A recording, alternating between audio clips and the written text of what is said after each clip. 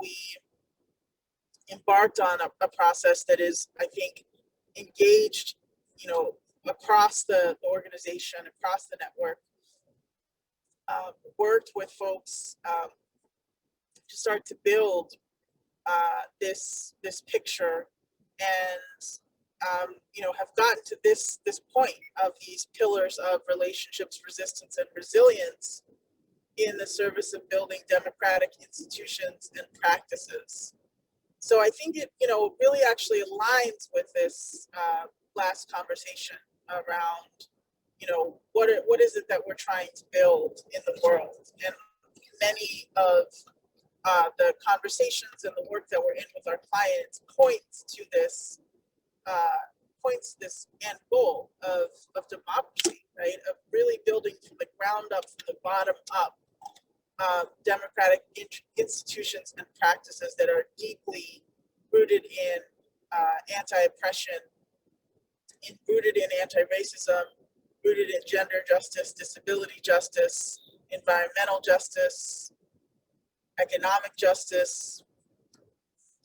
So we have gotten to the point of having this graphic, this really beautiful depiction. And Lisa, if there's anything you want to add, specifically maybe who we worked with on this, whose name I'm blanking on right now, and then if you have whatever else you want to add before we get into the conversation that I know, Lynette, you're going to be facilitating with us. Great. Thanks, Nijmi. We worked with the amazing Lynette, our comms lead, and also the folks from Pulse Forward. Gail is part of our network and has been a longtime consultant with RoadMap.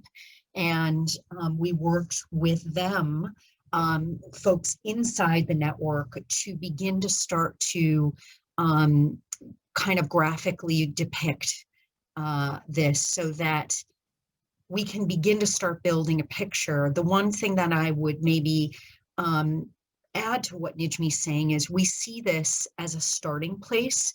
We don't see this as our final theory of change. We wanted to begin to start capturing a theory of change or a framework based on the conditions that we're now facing in the last year: the economic justice, the insurgency, the white nationalism, the climate change, all of these multiple interlocking storm systems that are the conditions that are material conditions that are shaping our lives right now. And so we see this as a starting place and as a place in the journey, and something to be in continue to be in deep dialogue. There was a lot of deep dialogue and work that led to this, and we know that there will be a lot of intentional and deep dialogue that go into continuing to evolve it and transform it. So that's all I would add, Nijmi. Back to you. Thank you, Lisa. That was great. So I think, Lynette, and thank you, Lynette, for your work, all of your work in this process to get us to this place as well. And so I know that you had some dialogue that you wanted to have among folks here, and so I think we can start that process now. Sure, thank y'all. So I know that you guys can see the graphic on the screen, but I'm a fan of reading things out loud so that we can all just get on the same page. So I think I'll start there and then ask a couple of questions. All right, so from the top, roadmap theory of change. Let's flow into the road.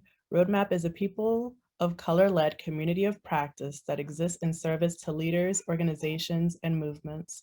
Through a liberatory consulting strategy, we transform the material conditions of our lives. And the road kind of leads towards building democratic institutions and practices.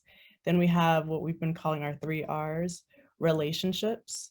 We strengthen one another in authentic, vulnerable, and self-aware way in order to transform and create bold leadership while making grounded decisions. Resistance. We have the ability to protect ourselves, push back, and generate possibilities, even in the face of crisis and attack. resilience. We make a contribution that is powerful and transformative of ourselves and our clients, while holding each other accountable toward the justice, equity, democracy, and the liberation of a reimagined world. So from here, I wanted to, bring Mab, Lisa, and Nijmi kind of into a conversation around how this theory of change is relevant to our current space and time. So the first question I have for you three is, from your perspective, what role does resilience play in RoadMap's new theory of change, and what's its place in the current social and political landscape? And I guess we could start with you, Lisa, and then flow it to Mab if you have insight, and then Nijmi. Or thanks, Lynette. I've been thinking about this a lot, and I've been thinking about it a lot in relationship to the network and partnerships and relationships with all of you. Resilience to me is essential to the moment that we're in, and in the work that we're doing with our clients, with our base, because as Elizabeth and I were talking about in our small group, both of us are witnessing both deep struggle with the clients that we're working with because of the multiple interlocking storm systems and conditions that we're facing, but also deep in some pockets of the movement, in deep innovation, because people are beginning to understand that the tools and the approaches that we've always used, these times may call for a deeper and different round of innovation. And so we're seeing both deep struggle and deep transformation kind of living side by side.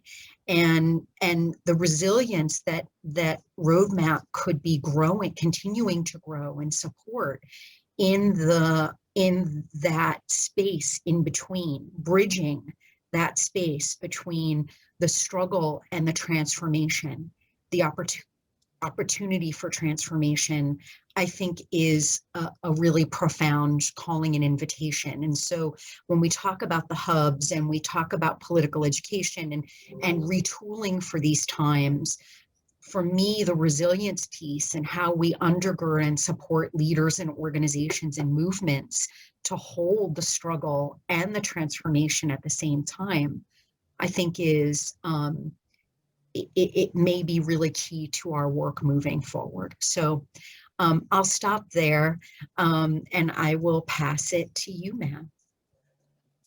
Resilience, yeah, thanks so much. Resilience really is heightened in importance and centrality in times of crisis, in times of trauma, in times of new situations where you're having to figure it out. And we're confronted with so many of them today, but they're so interlocking and it's intersectional in ways that our movements have understood, that we're invested in each other's lives, that solidarity within and across boundaries is key, and that we keep each other alive. Like, we are the ones who do that. We're the ones we've been waiting for. And when things are emerging in ways that where some of them are challenged or are falling apart, it's a chance to put things back together in a different kind of way. And it's the resilience and the drawing on deep faith and relationships and understandings of history and even ancestors that helps us ground ourselves in those moments to see the possibilities of emergent new strategies that embody the oldest longings and visions for justice and for change. So I'm glad we bring it out at resilience there. And if we do those things, we can build democratic institutions and practices. So I like the roadmap. Give thanks. I love it. Anytime somebody mentions the ancestors. Nijmi, did you have anything that you wanted to add before we move to our next question? I really feel like Lisa and Mab captured it really well, so I think we can keep going. Thank you. Cool.